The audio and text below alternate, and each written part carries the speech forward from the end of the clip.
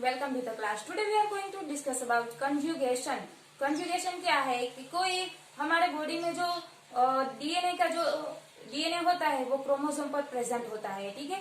तो ये क्रोमोसोम पर यानी कि जो सेल में क्रोमोसोम होता है उसके अलावा भी एक एक्स्ट्रा क्रोमोसोम होता है, ठीक है। वो जो एक्स्ट्रा क्रोमोसोमल मटेरियल होता है उसमें जो एफ फैक्टर होता है, यानी कि जो ये एक्स्ट्रा क्रोमोसोमल मटेरियल है यानी कि जो वो फर्टिलिटी करते हैं तो उसमें एक एफ प्लस फैक्टर होते हैं। तो ये एफ प्लस फैक्टर होता है, ठीक है। कोई दूसरे सेल के अंदर ये फैक्टर है वो क्या होता है, उसमें जो एक्स्ट्रा क्रोमोसोमल मटेरियल है उसका जो डबल स्ट्रैंडेड डीएनए होता है उसमें से कोई एक सिंगल स्ट्रैंड दूसरे स्ट्रैंड में इंक्लूड करता है, यानी कि जो दूसरा सेल है उसमें ये एफ फैक्टर इंक्लूड होता है तो क्या होता है, दूसरा सेल भी एफ प्लस फैक्टर बनता है, यानी कि वो जो एफ प्लस फैक्टर बन जाता है। जो पहला सेल था वो एफ प्लस था, दूसरा जो सेल है, ठीक है, जो उसमें हमें इंक्लूड करना है वो एफ माइनस यानी कि वो रेसिपिएंट कहलाता है। तो क्या करता है, एफ प्लस फैक्टर होता है वो डोनर की तरह काम करता है और वो डोनर क्या होता है, उसका जो वन स्ट्रैंड होता है डबल स्ट्रैंड में से कोई एक स्ट्रैंड जो रेसिपिएंट एफ फैक्टर है उसको डोनेट करता है, यानी कि जो दूसरा सेल है वो भी एफ प्लस फैक्टर कहलाता है। तो उसे हम कंजुगेशन कहते हैं। तो चलो इस कंजुगेशन के बारे में अब डिस्कस करते हैं। तो कंजुगेशन क्या है, तो conjugation first of all discover किया था लीडरबर्ग एंड टेटम ने इन 1946 में, ठीक है। तो इस एक्सपेरिमेंट की वजह से उसने नोबेल प्राइज भी मिला था। तो कंजुगेशन में उसने क्या किया, फर्स्ट ऑफ ऑल उसने ये जो इकोलाई का जो मीडियम लिया, ठीक है, दो ऐसे टेस्ट ट्यूब ने इकोलाई का मीडियम लिया और हमने कहा ना कि जो क्रोमोसोमल एक्स्ट्रा क्रोमोसोमल मटेरियल होता है, ठीक है, तो ये जो एक्स्ट्रा क्रोमोसोमल मटेरियल होता है, ठीक है, उसमें जो कई ऐसे जो कंजुगेशन है वो क्या करते हैं, अल्टरनेटिव भी कंजुगेशन करते हैं, यानी कि ए सी बी डी, ठीक है, ऐसे भी कंजुगेशन करते हैं। लेकिन यहाँ जो कंजुगेशन करने जा रहे हैं वो क्या है, कंजुगेशन किसका होता है, एफ प्लस और माइनस दोनों का जो मिक्सिंग होता है, ठीक है, वो सब सब्सटेंस है उसका कंजुगेशन होता है, यानी कि ओनली प्लस फैक्टर हो उसका कंजुगेशन नहीं हो सकता, यानी कि ओनली माइनस हो तो उसका भी कंजुगेशन नहीं होता। तो उसमें एक्सपेरिमेंट किया था। तो फर्स्ट ट्यूब में ऐसे ए बी सी जो माइनस यानी कि जो माइनस फैक्टर है यानी कि जो रेसिपिएंट फैक्टर है, ठीक है, ये तीनों रेसिपिएंट है और ये तीनों डोनर की तरह काम करते हैं, ठीक है। उसे ऐसे डिफरेंट टाइप में A B C D E F ऐसे जो फैक्टर्स लिए थे। So E coli lacking ability to synthesize nutrient A B C, ठीक है। अब ये जो ए बी सी न्यूट्रिएंट है उसको हमें सिंथेसाइज करना है। तो क्या होगा, उसने ये प्लेट को वॉश करके ये जो सारा न्यूट्रन है उसे वॉश करके उस प्लेट में ग्रो किया तो ग्रो नहीं हुआ। क्यों नहीं हुआ, क्योंकि ए बी सी क्या है, माइनस रेसिपिएंट है, उसे कोई डोनर करने वाला चाहिए, ठीक है, तभी वो ग्रोथ करेगा। और दूसरी तरफ ये है ए बी सी जो डोनर की तरह काम करते हैं और डी ई एफ जो रेसिपिएंट की तरह काम करते हैं, ठीक है। तो ये इकोलाई उसने भी इकोलाई लिया, ठीक है, सिंथेसाइज करने के लिए, और ये जो न्यूट्रिएंट है डी ई एफ, ठीक है, उसको उसने प्लेट में ग्रोथ किया तो उसमें कोई रिजल्ट नहीं आया, ठीक है, उसमें कोई ग्रोथ नहीं आई। लेकिन उस दोनों को ये न्यूट्रिएंट को वॉश करके वॉश द सेल प्लेट और अगार जो अगार प्लेट में लेटिंग रिक्वायर्ड न्यूट्रिएंट, अब ये न्यूट्रिएंट को वॉश करके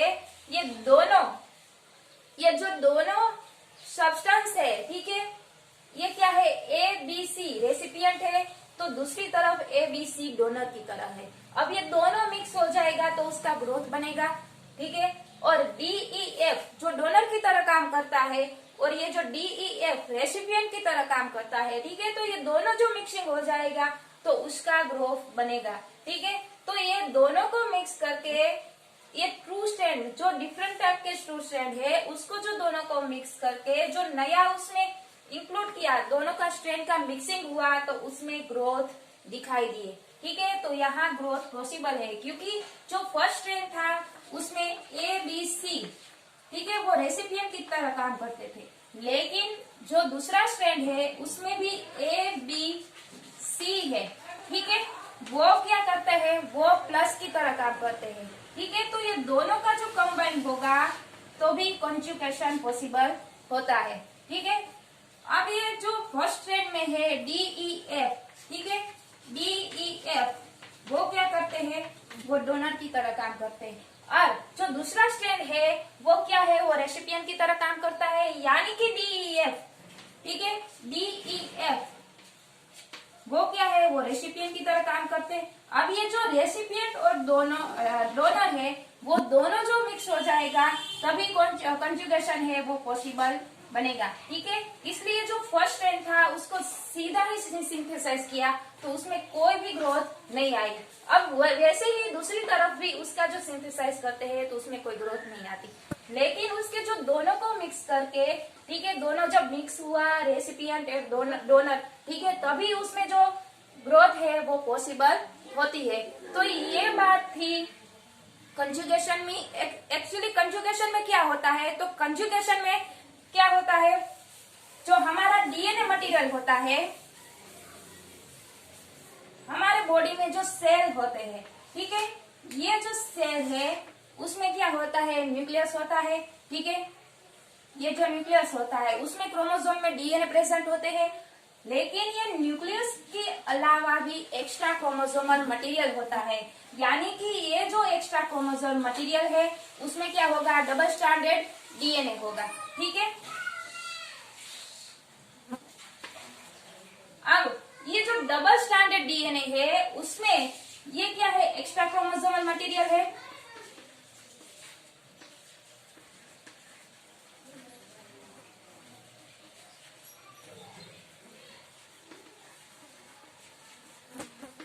अब ये एक्स्ट्रा क्रोमोसोमल मटेरियल है, अगर ये फर्टिलिटी करते हैं, ठीक है, तो उसमें जो ये फर्टिलिटी होती है तो क्या करेगा, वो एफ फैक्टर की तरह काम करेगा। अगर उसमें फर्टिलिटी होती है यानी कि जो एफ प्लस, तो ये डोनर का काम करेगा, ठीक है। तो ये डबल स्ट्रैंडेड डीएनए है उसमें पिलस होता है, पिलस यानी कि वो ब्रिज की तरह का एक उसमें पार्ट होता है, ठीक है, जो दूसरे सेल के साथ कंबाइन होता है, तो यानी कि वो ब्रिज बना सके, ठीक है। तो ये पिलस होता है उसमें जो डोनर सेल होता है, ठीक है, ये सेल है उसमें जो पिलस होता है, ये पार्ट पिलस यानी कि उसका जो कोई स्ट्रैंड है दूसरे सेल को उसमें इंक्लूड कर सके, इसकी वजह से यहाँ पिलस प्रेजेंट होता है। तो इस प्रोसेस में एक्चुअली होता क्या है, तो ये डोनर सेल है, ठीक है। अब ये डोनर सेल है तो वो एफ प्लस फैक्टर की तरह काम करेगा, ठीक है। अब हमें कोई दूसरा सेल में, अगर ये जो दूसरा सेल है वो क्या है, वो एफ माइनस है, यानी कि वो रेसिपिएंट है, ठीक है। अब ये रेसिपिएंट है तो क्या है, उसमें भी न्यूक्लियस प्रेजेंट होगा। अब ये न्यूक्लियस प्रेजेंट होगा तो उसमें कोई एक्स्ट्रा क्रोमोसोमल मटेरियल यानी कि जो फर्टिलिटी करने वाला कोई फैक्टर प्रेजेंट नहीं है, तो क्या करेगा, ये जो पिलस है दूसरे सेल के साथ कंबाइन हो जाएगा, ठीक है। ये जो दूसरे सेल के साथ कंबाइन हुआ तो क्या ब्रिज लाइक स्ट्रक्चर बनेगा, ठीक है। ये ब्रिज बनाएगा तो क्या होगा, ये जो डबल स्ट्रैंडेड डीएनए है उसमें से एक स्ट्रैंड इस पिलस के थ्रू दूसरे सेल में एंटर करेगा, ठीक है, क्योंकि ये प्लस है, दूसरे सेल को भी हमें एस प्लस फैक्टर फर्टिलिटी बनाना है। ये एक स्ट्रैंड जब एंटर करेगा तो क्या होगा, ये जो एंटर करने वाला है, ठीक है, तो यहाँ पर ये ऐसे एंटर करेगा तो स्ट्रक्चर कैसे बनेगा, स्ट्रक्चर कुछ ऐसा बन जाएगा, यहाँ पर न्यूक्लियस प्रेजेंट है। अब ये डबल स्ट्रैंडेड डीएनए है, ठीक है। तो ये डबल स्ट्रैंडेड डीएनए में से ये जब ये बनता है, जब ये इसमें एंटर करेगा पिलस से, ठीक है, तो क्या होगा, यहाँ पर दो ऐसे जो उसके जो प्रोसेस में हेल्प करने वाले होते हैं, फर्स्ट होते हैं रिलैक्सोसोम,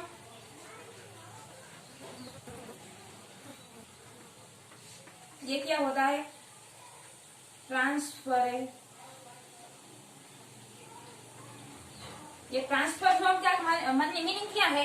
ये ट्रांसफॉर्म है वो क्या करेगा, ये जो वन सेल से दूसरे सेल में ट्रांसफर कराएगा। और रिलैक्सोसोम उसका जो नाम ही ऐसा ही काम है, ठीक है, वो सेल को रिलैक्स करेगा और फिर ये ट्रांसफरोसोम क्या करेगा, ये जो वन सेल से वन स्ट्रैंड होता है वो दूसरे सेल में ट्रांसफर करेगा, ठीक है। तो क्या हो जाएगा, तो ये प्रोसेस में क्या होगा, ये स्ट्रैंड यहाँ से निकलकर एक स्ट्रैंड चला गया और जो दूसरा स्ट्रैंड होता है, ठीक है, वो यहाँ एंटर होके बन जाएगा। तो ऑलरेडी ये एक प्लस था, ठीक है। अब उसके पास भी ये डोनर है, उसने ये वन स्ट्रैंड डोनेट किया, तो ये जो रेसिपिएंट था, ठीक है, लेकिन उसका वन स्ट्रैंड यहाँ आ गया तो क्या बन जाएगा, ये भी डोनर बन जाएगा, ठीक है। तो यहाँ भाई ऐसे ही कंजुगेशन बनता है, मतलब कि कोई एक स्ट्रैंड होके कोई दूसरा सेल में उसका एक स्ट्रैंड डोनेट करता है तो दोनों सेल एक प्लस फैक्टर कहलाते हैं, तो वो कंजुगेशन बनता है। तो ये हाई फ्रीक्वेंसी कंजुगेशन क्या होता है, ठीक है, उसके बारे में अब हम देखते हैं। अब देखते हैं हाई फ्रीक्वेंसी रिकॉम्बिनेशन, यानी कि कोई HFR सेल है, यानी कि हाई फ्रीक्वेंसी सेल है, तो वो डोनर की तरह काम करेगा और कोई दूसरा सेल जो F माइनस, यानी कि जो F फैक्टर है वो रेसिपिएंट लेकिन माइनस है, इसलिए वो रेसिपिएंट की तरह काम करेगा। तो ये डोनर है वो रेसिपिएंट को जो अपना कोई वन स्ट्रैंड है वो डोनेट करेगा। तो इस रिकॉम्बिनेशन के बारे में देखते थे। इस रिकॉम्बिनेशन वैसा ही है जो हमने अब आगे डिस्कस किया था, जो वन प्लाज्मिड था, ठीक है, जो प्लाज्मिड ट्रांसफर होता था, ठीक है, प्लाज्मिड में से कोई एक वन स्ट्रैंड होता है डीएनए का, वो ट्रांसफर होता है और दूसरे जो रेसिपिएंट सेल है, ठीक है, F माइनस, उसको डोनेट करता है, तो ये प्लाज्मिड ट्रांसफर होता है। लेकिन यहाँ पर कोई एक प्लाज्मिड है, ठीक है, दूसरे उसके जो सेल है, जो खुद का ही सेल है, ठीक है, उसके साथ वो जुड़ता है और जुड़ के जो कोई दूसरा सेल है उसमें वो ट्रांसफर होता है, तो उसे हाई फ्रीक्वेंसी रिकॉम्बिनेशन कहते हैं। ये जो दो क्वेश्चन है बहुत इंपॉर्टेंट है, ठीक है, वो कई बार एग्जाम में आते हैं, जो ट्रांसफर ऑफ प्लाज्मिड और ये हाई फ्रीक्वेंसी रिकॉम्बिनेशन, तो बहुत अच्छे से समझिएगा। तो क्या होता है, ये जो हाई फ्रीक्वेंसी रिकॉम्बिनेशन है, ठीक है, वो इस प्रोसेस को किसने दिया था, बोलमैन एंड जैकोब ने इन 1950 में, ठीक है। अब ये सेल है जो डोनर की तरह काम करेगा, यानी कि ये जो F प्लस है, ठीक है, वो क्या होता है, इस सेल में ये जो बैक्टीरियल क्रोमोसोम होता है, ठीक है, जो खुद का जो बैक्टीरियल क्रोमोसोम होता है वो, और उसके अलावा भी जो एक्स्ट्रा क्रोमोसोमल मटेरियल होता है, हमने कहा ना, तो जो फर्टिलिटी का काम करते हैं, ठीक है, वो ये जो एक्स्ट्रा क्रोमोसोमल मटेरियल है, ठीक है, वो ये प्लाज्मिड है। तो ये F प्लाज्मिड क्या करेगा, ये जो पूरा का पूरा सेल है वो डोनर की तरह काम करेगा।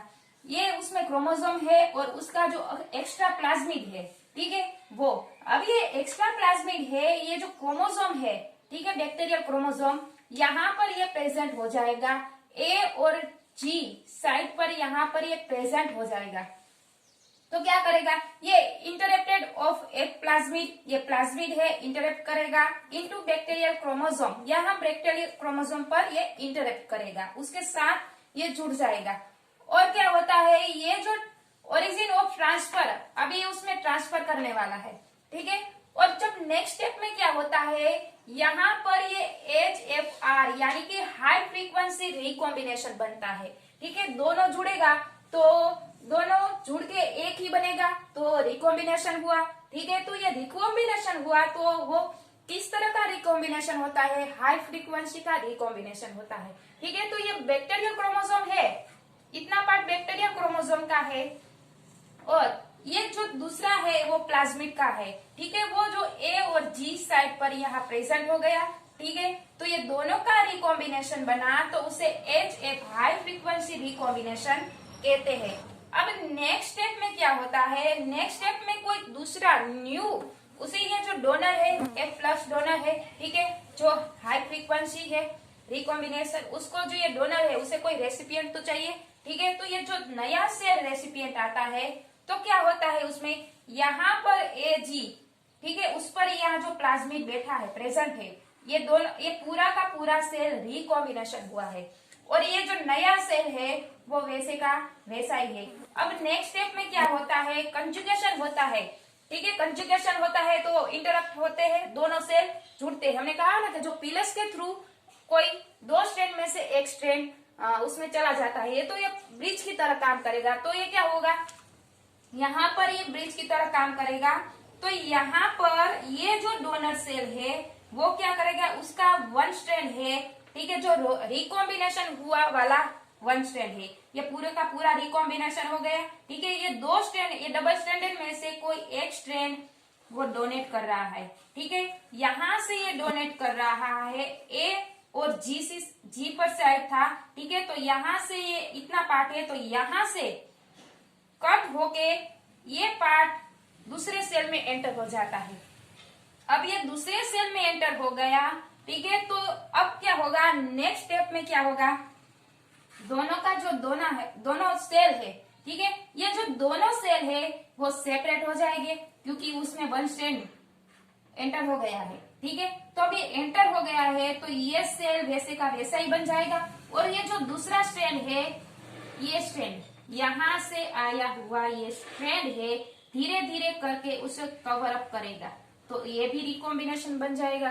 ठीक है, तो ये रिकॉम्बिनेशन बना तो ये जो न्यू सेल है, जो F माइनस रेसिपिएंट सेल है, वो क्या करेगा, ये जो रेसिपिएंट सेल है वो रिकॉम्बिनेट बनेगा क्योंकि ये यहाँ जो डोनर है उसमें से वन स्ट्रैंड रिकॉम्बिनेशन बना, यानी कि जो मिक्स हुआ है, ठीक है, मिक्स हुआ वाला जो स्ट्रैंड है उसमें से कोई एक स्ट्रैंड लेके नया स्ट्रैंड में इंक्लूड किया है। तो ये जो पूरे का पूरा सेल है वो भी रिकॉम्बिनेट बनेगा, लेकिन वो क्या है, F माइनस है। ठीक है, तो ये प्रोसेस थी हाई फ्रीक्वेंसी रिकॉम्बिनेशन, बहुत इंपॉर्टेंट है। और ये जो F प्लाज्मिड हमने जो आगे डिस्कस की, ठीक है, ट्रांसफर प्लाज्मिड, ठीक है, ये जो दोनों प्रोसेस बहुत इंपॉर्टेंट है। ठीक है, अब देखते हैं ये जो HFR यानी कि जो हाई फ्रीक्वेंसी रिकॉम्बिनेशन है, ठीक है, उसमें जो हमने एक प्रोसेस डिस्कस की कि जो क्या होता है, प्लाज्मिड है वो क्रोमोसोम का जो रिकॉम्बिनेशन करता है और ये जो न्यू सेल आता है वो नया जो सेल में उसका जो क्रोमोसोम होता है उसमें रिकॉम्बिनेशन करता है। लेकिन यहाँ पर क्या होता है, ये जो प्लाज्मिड होता है रिकॉम्बिनेशन वाला हुआ प्लाज्मिड, यानी कि उसे हम HFR कहते हैं। ठीक है, जो क्रोमोसोम है और ये जो प्लाज्मिड है दोनों का जो रिकॉम्बिनेशन हुआ है, ठीक है, वो सेल बना, वो सेल क्या करते हैं, उस सेल से वो सेपरेट होते हैं और क्या करेगा, जो नया सेल आएगा, ठीक है, वो प्लाज्मिड है, वो नया सेल में कोई दूसरा न्यू प्लाज्मिड बनाएगा। ठीक है, तो ये न्यू प्लाज्मिड की कॉपी करेगा। तो ये दूसरी प्रोसेस है, उसके बारे में हम अब देखते हैं। तो क्या होता है, ये जो HFR सेल है यानी कि हाई फ्रीक्वेंसी रिकॉम्बिनेशन सेल, ठीक है, ये सेल जो प्लाज्मिड और ये क्रोमोसोम है दोनों जो रिकॉम्बिनेशन हो गया, ठीक है, दोनों का जो रिकॉम्बाइन हुआ है, यानी कि हम उसे कह सकते हैं क्रोमोसोम विथ इंटरैक्ट प्लाज्मिड, उसके साथ ये इंटरैक्ट हुआ है। अब नेक्स्ट स्टेप में क्या होता है, F प्लाज्मिड है with genes AB from chromosome. अब ये जो इस क्रोमोसोम से ये AB, ठीक है, ये जो प्लाज्मिड वाली कॉपी है, ठीक है, ये प्लाज्मिड वाली कॉपी है AB, ठीक है, वो सेपरेट हो जाएगा, यानी कि ये जो पार्ट है, ठीक है, इतना पार्ट अलग हो जाएगा। तो हम उसे लिख सकते हैं AB। ठीक है, अब ये AB तो निकल गया, तो बाकी का पार्ट क्या बना, CGFED। ठीक है, यहाँ से रिकॉम्बिनेशन हुआ पार्ट है, ठीक है, वो अलग बन गया। तो ये प्लाज्मिड है, F प्लाज्मिड, ये क्रोमोसोम से अलग होके यहाँ पर सेपरेट हुआ है। अब ये क्रोमोसोम है वो क्या है, क्रोमोसोम लैकिंग जीन AB, ठीक है, वो क्रोमोसोम AB जीन को सेपरेट कर देंगे। और नए स्टेप में क्या होगा, ये जो डोनर है, ठीक है, ये HFR सेल है वो डोनर है, तो क्या करेगा, उसे रेसिपिएंट सेल चाहिए। ठीक है, तो ये F सेल है वो F माइनस सेल यानी कि रेसिपिएंट सेल लेगा। तो अब क्या होगा, यहाँ पर AB है यानी कि जो प्लाज्मिड है, ठीक है, उसमें से कोई एक स्ट्रैंड रेसिपिएंट सेल में चला जाएगा, यानी कि एंटर करेगा। ठीक है, वो एंटर करेगा तो क्या करेगा, यहाँ पर जो क्रोमोसोम है, ठीक है। जो बैक्टीरियल क्रोमोसोम है दोनों, उसमें कोई इफेक्ट नहीं आएगी, दोनों के साथ कोई के साथ ये जोड़ नहीं सकता, लेकिन वो सेपरेट ही खुद का वो स्ट्रक्चर बनाएगा। ठीक है। अब ये नेक्स्ट स्टेप में क्या होता है, ये जो एक प्लाज्मिड है वो transfer to another cell, new cell में ट्रांसफर हुआ है। ठीक है। तो ये न्यू सेल में ट्रांसफर हुआ है तो क्या हुआ, उसकी तरह ये जो डोनर सेल था एक प्लस, ठीक है, उसकी तरह ये जो रेसिपिएंट सेल है वो कॉपी बनाया। ठीक है। क्रोमोसोम, बैक्टीरियल क्रोमोसोम तो वैसे का वैसा ही रहेगा, उसमें कोई चेंजेस नहीं आएगा। ठीक है। तो ये कंजुगेशन कंप्लीट होगा। अब ये जो रेसिपिएंट सेल है, ठीक है, ये जो F cell with extra copies of gene A B, ठीक है, तो ये जो एफ सेल है, ठीक है, ये जो डोनर था एफ सेल और ये जो रेसिपिएंट था, ठीक है, ये क्या हुआ, इसकी कॉपी बन गया, तो ये रेसिपिएंट नहीं बनेगा, ये F1, यानी कि जो ये F फैक्टर यानी कि जो डोनर की तरह ये काम करेगा। तो ये जो न्यू सेल बना है, ठीक है, वो भी खुद का ये जो प्लाज्मिड बनाएगा।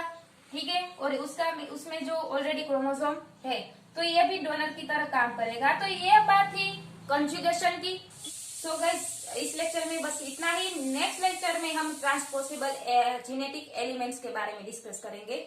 So guys, thank you so much and keep reading.